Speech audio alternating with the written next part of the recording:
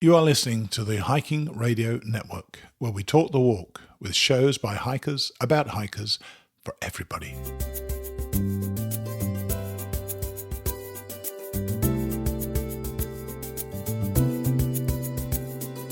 Returning to Katahdin, an Appalachian Trail dream. Have you ever dreamt of hiking the AT? Bruce Matson did, so we're going to follow him every step of the way.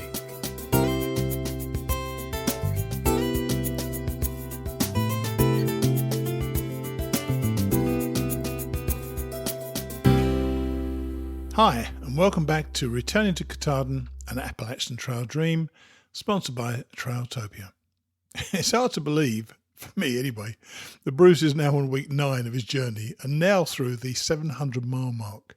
He sounds stronger every week, and frankly, I've got to say that his preparations for this hike appear to have worked out in every way for him. I know that there are still more than 1,400 miles to go, but he's really on his way. I only managed to catch up with him once this week on Saturday, so this is about as up to date as I could get. His wife Cheryl and some friends were coming to hike with him for a couple of days, and we spoke about half an hour before she arrived. I'd love to know what her immediate reaction was to the new slimline Bruce. But before we hear from Bruce, it's time for a spot of lunch. How about those days when you struggle through the morning, probably got 10 miles under your belt, and breakfast is a distant memory? It's lunchtime and, you could always have your full Snickers of the day for yet another sugar rush.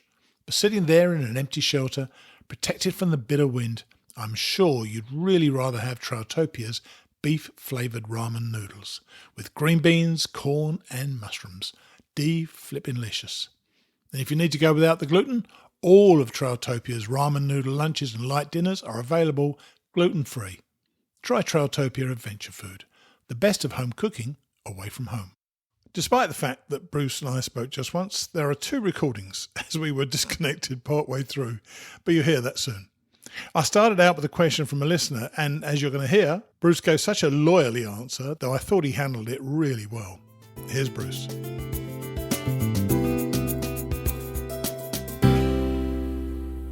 And we're back on with Bruce. Hi Bruce, how are you? Hey, I'm doing really well, thanks. How about yourself? Well, I'm glad now because I've been waiting all afternoon for Bruce to text me. He's just told me he's been faffing about for the last 3.5 hours and he forgot. So good to speak to you anyway. I apologize. No, not at all. Not at all. Good to speak to you. Lovely to speak to you, in fact. And I'm going to ask you a question from a listener, and her name's Alexandria, and it says, love the podcast, blah, blah, blah. Takes a sting out my train. She said, I have a question for Bruce. I'm a 29-year-old attorney who's been practicing for just 2 years. I find myself at a fork in the road. I do like what I do, love my colleagues, love the firm that I've been at for 6 months now. And the firm is a place to be and making headlines in a certain area of law. If I was going to have a lifelong career at any firm, this is the place to be. However, I've been dreaming of hiking the AT and finding myself on it since I first stepped foot in the ATC in Harper's Ferry back in 2015. I would leave like Bruce sometime in February 2019 to get ahead of the bubble. Now that he's hit the AT after a lifelong career as an attorney, does he have any advice or input for someone like me, a young attorney torn between leaving a great job at a great firm to fulfill my dream of through hiking the AT to 5 or 6 months? Should I stay or should I go? No pressure. Really tough question. I think the law to be successful typically requires, like most probably professions, commitment of time, development of skills, development of relationships, growth in your abilities. It doesn't mean you can't have a great career, but if the good news is that a lot of people are not happy with the law once they get there. And it sounds like she very much is, and she's got a very good situation. There's no right answer to this because you really got to know yourself. But if I was, I'm giving her advice, I guess. I would stay where you're at, and I would continue looking, at the career, the development, the opportunities, but always have in mind, where and when is it that I can take this hike? Yeah. I think if you lose track of the dream and you're not planning for it at some point in time, you may never do it. the counter argument is, you're early in your career, and if you take the hike now, you got plenty of time to get back on track. Yeah. I do think finding a great relationship with the practice area, firm, and colleagues is pretty valuable. So I wouldn't necessarily walk away from that, but maybe you'd use the next year or two to think about whether that's a place where they would allow the type of long sabbatical to do it when you still could do it. Is that a thing that happens these days, Bruce? They allow sabbaticals? It's kind of come and gone. Our firm had a very aggressive sabbatical policy some years ago, and I was a huge supporter of it. It didn't go over that well, in the sense that a lot of people didn't feel comfortable leaving for a period of time, Right. for sort of the same reason I was alluding to, which is that there's a development of relationships with clients and colleagues that helps advance your career, and some people are worried about that being a bit of a step back if you go away for 6 months. I personally think the fear is greater than the reality, but convincing people of that is difficult. Sure. Well, you know what? I actually answered very similarly, actually, to you, even though I didn't know anything about the law. But I think you're really chucking something in if you go too early. But if you find out that they really value you, and you'll soon know if they really value you, they might even consider a sabbatical. So you just never know, do you? Yeah, that's one of the things, we've talked a little bit about, and of course I didn't do it, but as you know, one of my, objectives is to hopefully be a little bit of an example for people to take that risk and do something they always wanted to do. It doesn't have to be, of course, a through hike. And I've been finding examples on the trail while I've been hiking of people who, did go to their employers and say, this is really important to me. I want to go. I'd like to have this time off, this sabbatical, whatever you want to call it. And there's one couple in particular, both of whom were at a pretty, prominent time of their careers. They weren't at the end of their career, but they really wanted to do it. The time was right, and they both were valued sufficiently by their employers that they both got, the type of time off. Cool. To do the hike with promises to come back. And that's exactly what I've speculated with people, that if you put in the time and you're valuable, there's a huge investment in you. People will want you back. And while you may be missed and may be a distraction for the company, most people are delighted that you're out chasing a dream, and they welcome you back. And I just really hope and wish more people would find those opportunities with their employers and take the risk. Because when I push I have people who are impressed by what I'm doing, but they also won't take the same risk themselves. And I see so many people just by counting all the reasons you can't do something, instead of working through the solution to those few hurdles that are actually there. Yeah. And I say, Bruce, when I met people on the trail, particularly some of the young people I met on the trail when I hiked, I was so impressed by them anyway. I said, put this on your resume. If I was an employer right now, I would love to employ somebody who's put in the hard work you're putting in to do this trail. And I think it's a very impressive thing to be on a resume. So certainly that's something people might want to think about going forward. Yeah, I completely agree. Okay. Well, look, let's move on to your hike now. Now, I know you've been to the magnificent home place, and you're about 600, you're about 700 miles now, aren't you? 704. 704 miles. Can you believe it? And where are you staying? Right. Well, you're in Roanoke. That's right. You told me you're in Roanoke. Yeah. Yeah. Roanoke. Cheryl will be here in 30, 40 minutes. And first time we'll get together since I left. And we also have a couple of friends and their wives coming up for the weekend, and we're going to, visit, and we're going to hike MacAfee's Knob and Tinker Cliffs tomorrow. And the line went dead. I have zero idea as to what happened then.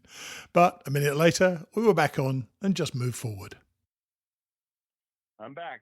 You're back. I'm not sure what happened there, but Yeah. You The line just yeah, this is the problem always. The line just dies sometimes, so it's the way it goes. But we're going to move. We're going to move straight on. You tell us that Cheryl's turning up. You're about to go over MacAfee's Knob, hike with MacAfee's Knob tomorrow, and Tinker Cliffs, which was my favourite, I must admit. And what do you think of Dragon's Tooth? You must have just come down that. Yes, just yesterday. I had a beautiful day. Just about the nicest hiking day we've had the whole year. Nice, cool, sunny morning. A little bit of warm when we did a little bit of the climb, but it was a beautiful day. And Dragon's Tooth was towards the end of the day, right? And it's a great site. It's certainly very popular. Yeah. And a lot of climbing. A little hand over hand and some rebar in the rocks, and those are the areas where I take sort of the most caution because I worry the most about falling when I'm easing myself down. But it was actually expected to be a little harder than it was. Really? And the climb down from Dragon's Tooth, because I thought that was a nightmare. I thought that was horrendous to climb down. Well, I guess I was just differentiating. So directly below Dragon's Tooth was quite a chore, but I think I had been worked up so much in my mind. It was hard, definitely hard, easing ourselves down, like I said. But I think I expected it to be horrific, and it was challenging. What was really maybe more irritating or difficult to me was the next couple miles where you just never got out of the rocks, and you were just, easing yourself down and working your way through sets of rocks. And every time you went down a little, they took you back up again. And it was after the end it was a 16-mile day. And, when you're getting a little tired, it was getting a little frustrating having that many rocks. And even when we thought we'd left the area, there's even a sign that says, because we're going northbound, when people climbing Dragon's Tooth from a separate parking lot, there's a sign that says from here forward it's very rocky. Well, from there north, as we were going down the hill, we thought we had gotten out of the rocks, and boy, there were still more and more. So it was definitely a lot of effort to manage our way through and down and around lots of rock cliffs and ledges and boulders and the like. So it was tough. It just goes to show, though, doesn't it, though, that the trail can still take you by surprise. You're expecting the worst or the toughest part of it's over. Then suddenly you get this a mile, 2 miles, which you think, how did they tack that on there? It just seems so difficult suddenly, doesn't it? You're so right. In fact, there are a couple of times when I get frustrated, I go, really? Did you really have to take the trail through here over this? Yes. Are you just messing with me now? It really, if you recall, the day before, when you are climbing the ridge, before you come down to Nitty Shelter, there's a long stretch of ledges with rocks that were very angular, and a number of people. Well, in fact, we were at the shelter, which is about 2 miles below this ridge. And it's a long ridge. It's where the Eastern Continental Divide is. That's right. I remember that. I remember it. I'm looking at the map now. Yeah. We're at the. There's nothing on the AWOL or anything to warn you, but the long series of ledges that were very angular, and there's no place to put your feet really. And on a wet day, I have no idea how you would navigate this area. But even on good weather, I slipped one time and scraped my leg a little bit. And when I got to the shelter, we had a pretty good crowd down there, maybe 10, 12 people. And someone around the picnic table said, did anyone fall? Every single person on the picnic table, must have been 7 people there, raised their hand and said they fell sometime during the 2 mile stretch. It is amazing the number of times people do fall over and don't appear to get hurt, isn't it? Actually, I saw a review of one of my books recently that said that they can't believe I fell 45 times. They thought it's impossible to fall that many times. I've fallen 8. I've kept track too. I've fallen 8 times, and I've almost fallen 58 times. Wow. You got You an know, almost. there's You got so an many almost as times. well, have you? Yeah. There's Right. so many times when you catch your foot on a rock or a root, or you Yeah. slip over here, or something's wet, and you catch yourself. All the I time. do. Yeah. When you're close to falling, but And that mountain but that you had to go up after the shelter, is it Brush Mountain? I think it's called. That's quite a steep climb out of there as well, I thought. And that was it was pretty steep. But I will say, great trail that leads up to yes, the Audie yeah, Murphy Memorial, and yeah. just a really well designed, really, a lot of pine needles on the path, Wow. and that was a really good path right out of that shelter. Yeah. So you went to Home Place. Tell the audience, if they don't know about it, about Home We Place. did. Yeah, so the Home Place is limited open on Thursday, Friday, Saturday night. Very southern, country style and family style dining. On Thursdays, which was last night, which was fortunate, they have barbecue, and you can get 2, 3, or 4 meats. They serve fried chicken, everyone. You can get roast beef, ham, or barbecue, but you only get barbecue on Thursday night. So we had All right. barbecue, roast beef, and fried chicken, and then all these sides: pinto beans, mashed potatoes, gravies, and finished off with peach cobbler last night. Yes, It's of a very course. simple menu, It is. very easy to order, and I think we probably had 20 hikers in there last night. I was actually in there with my good friend and his wife, who he had hiked with me, and they were taking me in last night. But next door, I mean, we just had the same old reunion. Constantly people coming over saying hello, and I was doing the same. Yeah. It's an all-you-can-eat place, isn't it? As well, they let you It is refill, which is, of course, fatal with hikers there. absolutely refilled and very generous. They don't hold it back at all. If you want it, they'll bring it. Even the cobbler is all you can eat once you order cobbler. Cool, very cool. While I remember, and I'm going to carry on and ask something else in a minute, but while I remember, I've been contacted by a guy called Jason McElroy, KV. There's a guy. I'm not going to say his number obviously on the recording, but I'll give you his number later. He says to contact him when you get to Pennsylvania. He obviously wants to buy you a beer or something like that. So he's Okay. a great guy. Great guy. You got Very people good. following you, man. I tell you, you really got people following you. Now, you've got the beauty of MacAfee Knob coming up and Tinker's Cliff. How much are you looking forward to that picture? Yeah, well, very much so. I have been there before, but a few years ago with my daughter and her boyfriend and Cheryl. I haven't been to Tinker Cliffs. That's great. And of course, we're going to have a little group hike with friends. Yeah. And it's projected to be sunny and 70 tomorrow. So, being a spring sunny Saturday, I suspect that there's going to be hundreds of people at MacAfee Knob, but we'll still have fun.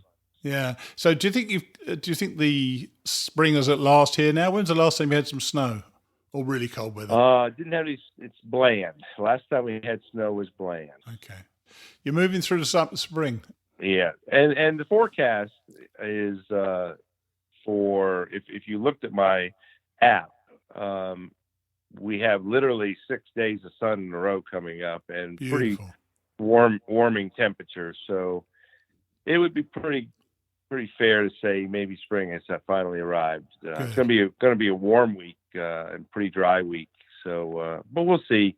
The long range forecasts are only guesses, but I still think, as a general matter, it will be warmer.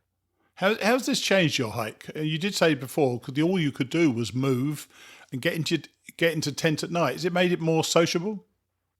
Yes, clearly. When you have the mild mornings and mild evenings, you can take a little more time to prepare a meal, and you hang out at the shelter with people. And it's social. It's much more social. I was missing a lot of breakfast just because I couldn't take the time to cook, and by the time I was ready to eat again, it was almost time for midday meal. So I think the most obvious is the more social aspect of it, and you got to take a little more break during the day. You're a little more, you're not as focused on the task and getting somewhere. You can enjoy the blue blaze opportunities a little bit more, I think. Yeah, yeah. Now, last week when we spoke, you were in Pearisburg, and I know you met up with one of our listeners. How was that? Did you just go for a beer, or did you see her on the trail, or what happened? Yeah, we caught up on the trail, and we caught up twice. She was really looking to, do some little trail magic, a favor, and as it turns out, I missed the noon deadline at the post office. All right. So she was able to pick up a box for me at the hostel, and I just opened it here at the hotel. I'd forward some things to the hotel. Oh, cool. And then the next day, she had some oranges for me as I was climbing up the mountain after Pearisburg. And that's cool. So it was very nice. It was Eliza. Is it Eliza? Eliza, exactly. Yeah, very nice. So, very nice, Eliza. And the climb up out of there, as I told you, that's where I got bit by the dog. But there's a lot. Didn't you enjoy the walking along the top of the mountain there? Oh, very much so. Yeah, and you get up to Rice Field, and then you have kind of a mini Rhone Highlands up there, grassy balds, and kind of a rolling ridge. Very nice. I had pretty good views up there. Yeah, cool. Very nice. Well, look, I know your family's turning up soon, and your friends and Cheryl rather, and I'm sure you're going to have a wonderful time. How long are they going to be with you? Are they just here for a couple of days? Yeah, just a couple of days. I'll be in Daleville Sunday, and then kind of got 5 days to get to the outskirts of Waynesboro, and then I've got another friend coming out to hike with me for 5 or 6 days before Brooke's graduation. That's awesome. And you sent me some photos. You look so well these days. You're starting to look ridiculously healthy. Are you feeling better and better the whole time? Yeah, I feel great. I'm kind of eager to see what Cheryl thinks because she's seen enough photos. But I've run into 2 friends. Of course, yesterday my buddy I hiked with, and another buddy who picked me up today in connection with a little lunch we had here. And they both did double takes, so they weren't sure it was me. Oh dear me! That's a wonderful thing. That's a wonderful thing, though. And if you feel good, that's all that really matters, anyway, isn't it? Oh yeah, no, it's nice. I'm not sure. I probably lost a little more weight. I need to find the scale here, but it's how you feel anyway. So you probably lost the weight of more than you packed, then, haven't you? It's almost as if you've taken the pack off. Probably. That's exactly right. Yep. And if you remember how heavy that felt the first day you put it on, it gives you some context, doesn't it? That's a good point. That's hard. That's a lot of weight.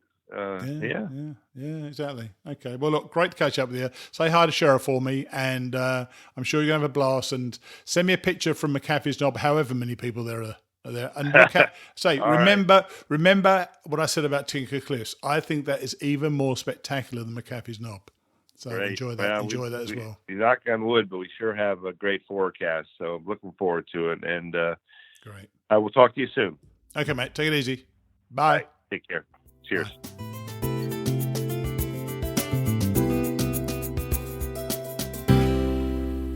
I tell you, that climb down from Dragon's Tooth was one of the more frightening climbs in the south for me. New Hampshire and Maine were full of them, but this was quite a shock and I really struggled.